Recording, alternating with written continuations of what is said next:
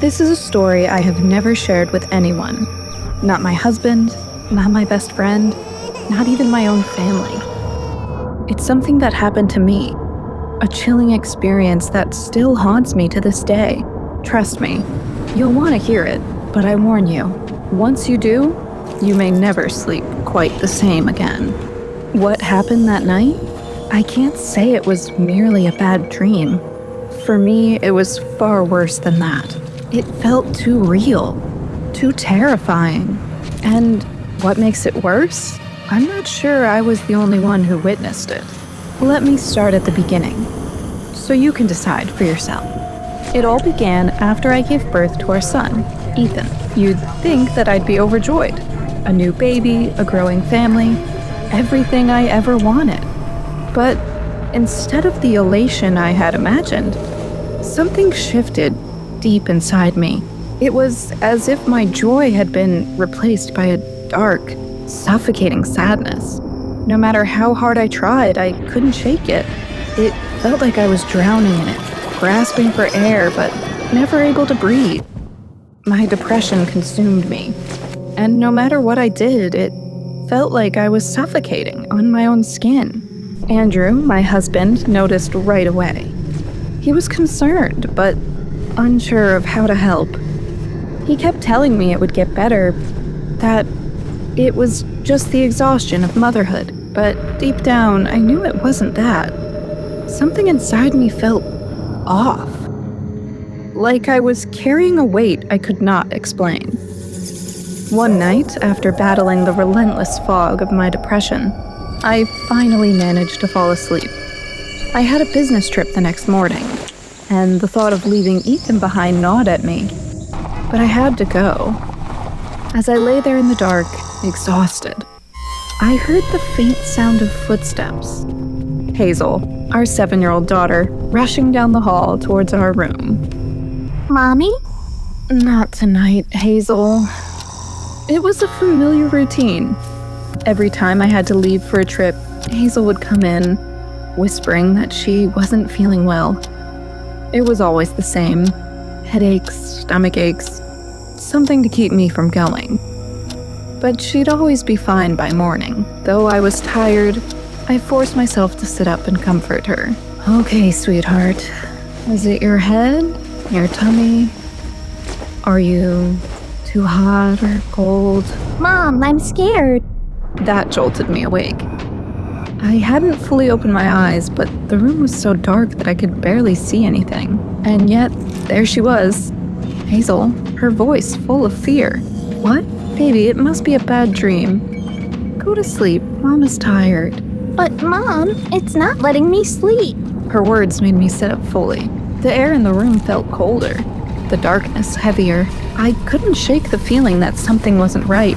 I still couldn't see much, but could sense something wrong. Okay. Let's see what's bothering my baby girl. I tried to choke, but it came out shaky as I reached for her hand and began to lead her back to her room upstairs.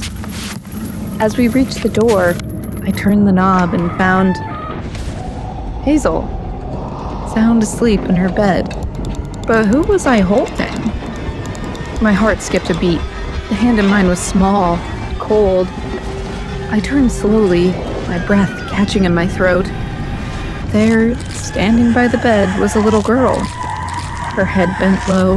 I quickly flipped the light switch, and the figure vanished, leaving me staring at Hazel's doll, Mary, lying on the floor, just where it had fallen earlier that night.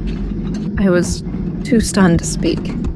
Mom, thanks for bringing Mary back to me. I've been looking for her since yesterday. I could only nod as I tucked Hazel back into bed, my hands trembling. It was just a dream, I told myself, but it felt so real. I was walking downstairs when a faint laugh echoed in the air, a soft, eerie sound that sent a chill down my spine. I ran back into the bedroom, shaking with fear. Andrew, wake up! There's someone in the house! Calm down. You'll wake Ethan too. Though it irritated him, Andrew remained calm as he checked the entire house. his footsteps echoing in the silence. See? No one's here. But I swear, I held her hand. It was real. It's okay, love. Let's get some sleep. We've got work tomorrow. The next morning, I left for my trip. I didn't want to go, but I had to. The weight of my responsibilities loomed over me. When I returned, Andrew wasn't home, and the kids were with my mom. I took a long, much-needed shower, then settled into the silence of the house. Andrew would bring the kids back after work. I decided to make dinner, baking muffins and preparing a salad. As I bent down to pick up a cherry tomato that had fallen, I froze. There, in the center of the kitchen, stood a girl. Pale, with blue-green nails, her feet barely touched the ground, and her appearance was too unnatural. I stood frozen, unable to move, too afraid to look away. But as quickly as she appeared, she vanished. I shook my head, trying to rid myself of the fear, and just as I did, I heard a car pull up. I took a deep breath I didn't realize I'd been holding. That evening, I put on a brave face, spent time with my family, and didn't mention anything to Andrew. He deserved peace, and so did I. We tucked our kids in and went to bed, hoping for a restful night. But that night, at precisely 3:45 a.m., it happened again. I heard the sound of footsteps descending the stairs, but I knew it wasn't Hazel. It wasn't even Ethan. I could feel it. Something was in the room. Who is it? There was no answer. Only a heavy silence that made the air feel thick. I glanced at the clock. 3:45 a.m. I didn't turn on the light. I didn't need to. I could feel it. Just like I could feel Andrew sleeping peacefully beside me. Then I saw her, standing in the corner of the room, too still, too quiet. She was wearing the red pajamas I had helped Hazel into earlier that evening. But as my eyes adjusted to the darkness, I could see something wasn't right. Her eyes, empty, hollow, dark, stared right through me. She was the same height as Hazel, but her limbs were unnaturally long, spindly as though they had been stretched beyond their natural form.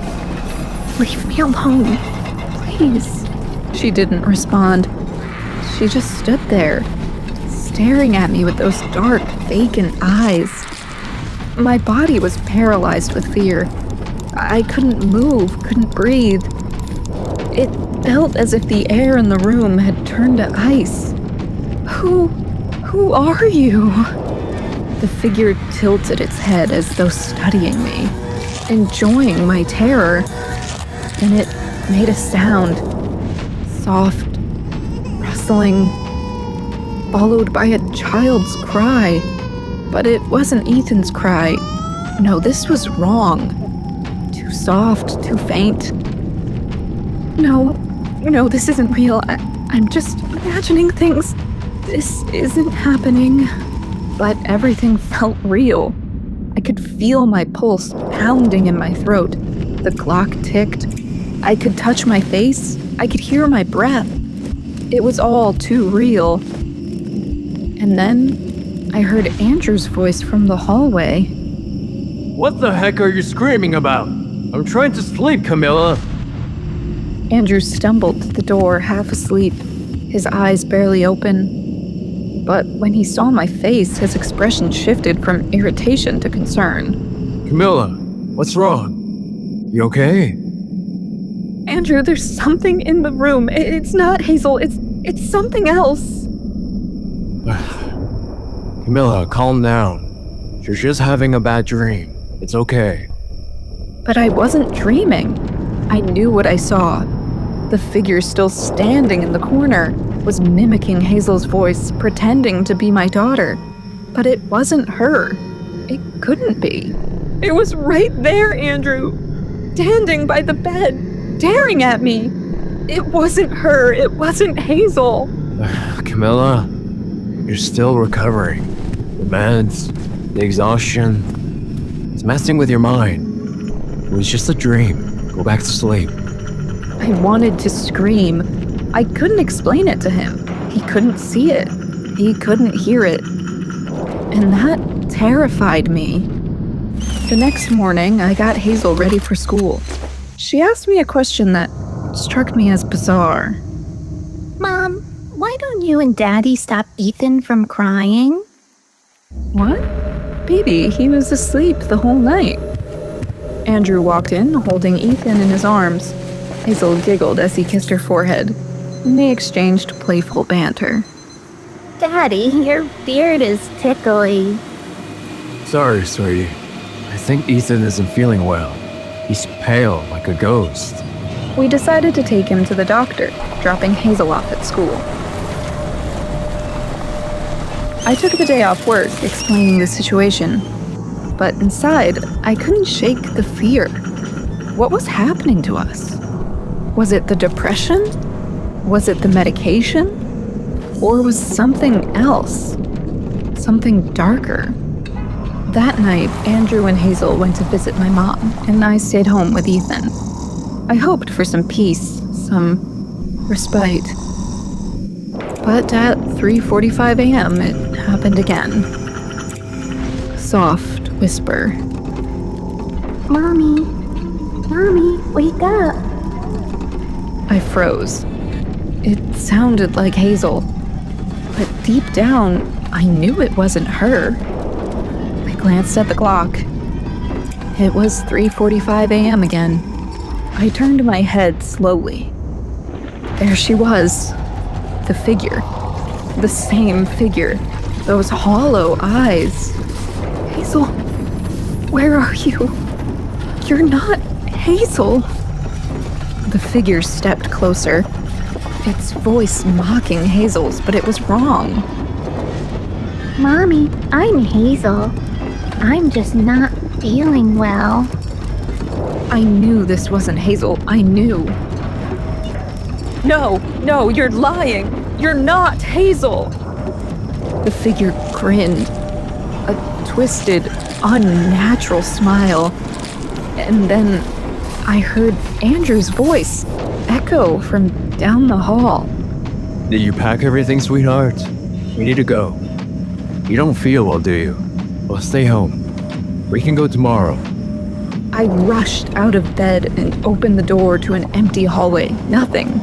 Just suffocating darkness. I don't know what happened that night. Was it a hallucination? Was it the result of my medication and depression? Or was it something darker?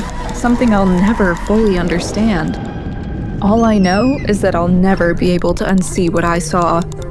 And what terrifies me the most? I'm not sure I'll ever look at Hazel the same way again. The ghostly figure has vanished now, as suddenly as it appeared. I can only wonder where it went. Yet I still wake up at 3:45 a.m. every night, unable to rid myself of the fear that entity is still out there. Or that it was all in my mind? But I don't know. What do you think?